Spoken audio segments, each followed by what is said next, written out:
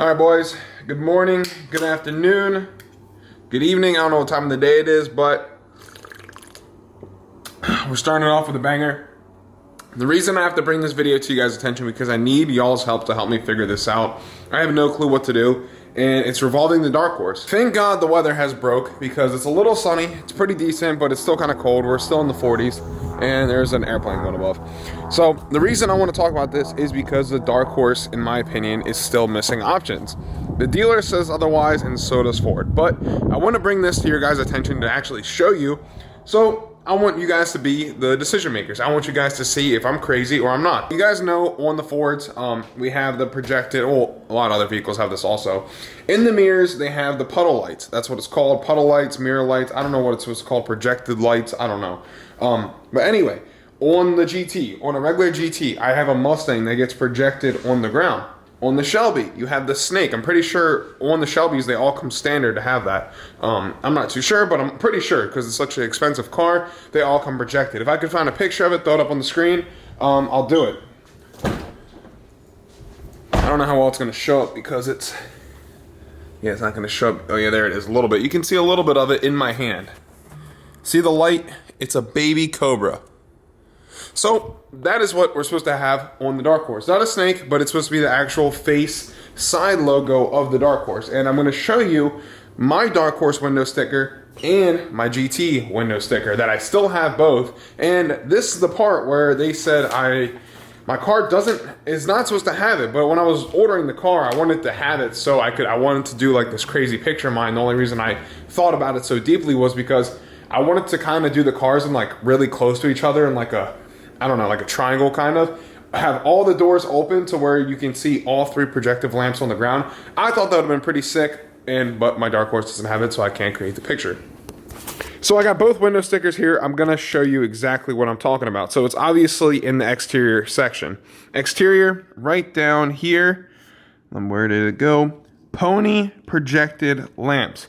Now this is for Apollo. This is for my GT. So what would that mean? Pony projected lamps. So the pony would be projected onto the ground like that. That is what I'm talking about. I don't have the Shelby window sticker on me. If I did, I would look it up. Or if I did, I would bring it out. Now, over on the dark horse window sticker. Now that was the GT. Now we're over on the dark horse. You can see, boom, 2024 dark horse right over here. Dark horse projected lamps, exterior. I really don't think that's headlights. That can't be headlights. Like, why would they name it dark horse projective lamps or pony projective lamps? Like, I don't know. Someone's gonna have to explain this to me because I specifically thought, and there's no other stuff that says on here what that would be. Granted, it's not a crazy big deal, but I would just like to know if I actually paid for it or not. Like, if I'm actually being legit, because the Ford dealer said they called Ford and they said, no, that's the headlights, which I kind of call BS. I don't think that's the headlights. Honestly, headlights are standard. It's not like the window sticker is going to be like, oh, you have headliner in your car too. Oh, you have carpet. Like, obviously, a lot of that stuff is standard. Obviously, I'm going to know I have tail lights. Obviously, I know I have headlights, or at least I would hope.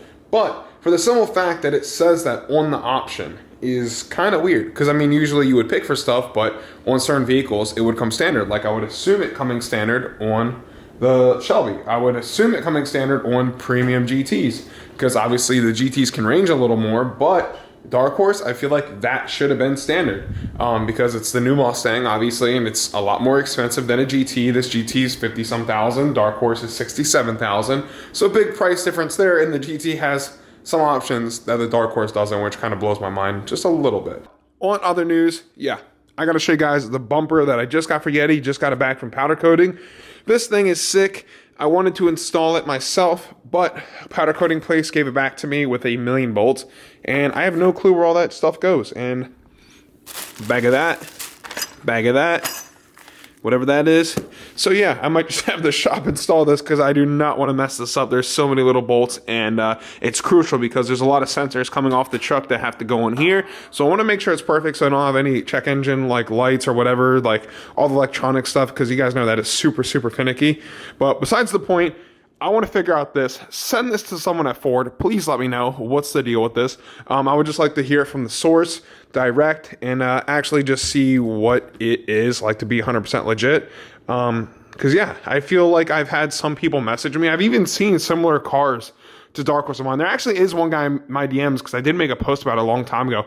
Every Dark Horse I've ever seen has the projective lamps, or whatever you want to call it, the projected Dark Horse face on the ground. So yeah, someone let me know in the comment section. I'd be really, really curious. If you have a Dark Horse, drop a comment, let me know what your package is. And the Dark Horse that I got isn't like the craziest package. Like, I didn't option it out like crazy. I went with like a standard premium package, I guess, which is, I forget the name of it, 701A or something like that. I don't know. There's so many different names to them, and I can't keep track of everything. But yeah, oh no, equipment 600A. There it is. So yeah, so options, like I got B&O sound system, I got 12 speakers, calibers, and then the handling package. Yeah, that's pretty much it. Yeah, so yeah.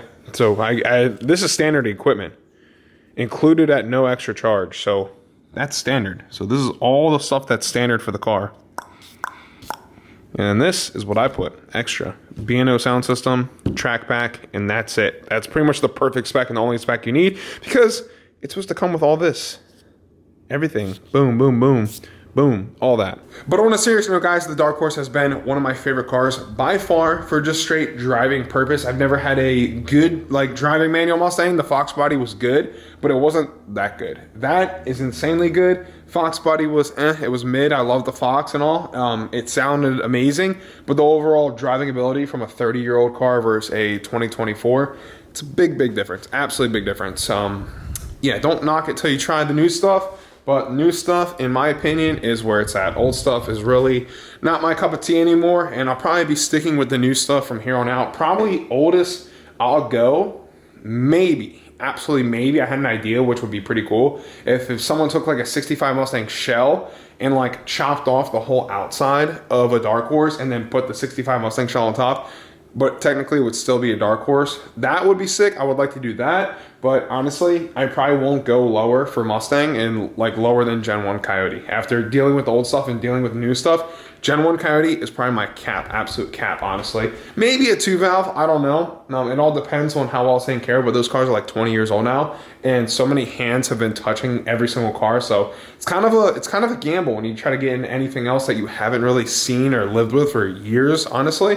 Every time I cold start this car, I don't even stand behind it because this shit is so loud. Big Bertha is on, baby. I don't know. I never ever liked red cars, but this one just keeps like growing on me and growing on me. The roof wrap is coming off. I'm gonna remove that. I don't know. I thought about changing it up. I might do another American flag setup on it, but I'm kind of done with this. Want to change it up, and we're also gonna be doing some ghost cams eventually soon. It is gonna sound so sick. Sometimes, I don't know, in like certain different like weathers, it will almost sound like it's getting ready to chop. But my shop said we can do the ghost cam to it. So maybe next week when I have to go change the belt, they're gonna add the ghost cam in and it's gonna chop like crazy.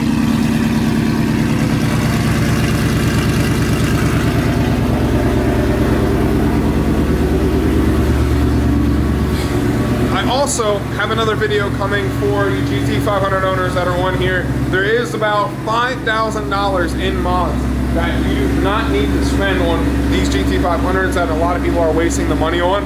I'm going to explain everything and show you guys everything in that video. I'm not going to go too much in detail to it, but I can save you $5,000 roughly, and you do not need to waste the money. It is tested, it is proven, and yeah, my car's the example right here as we speak.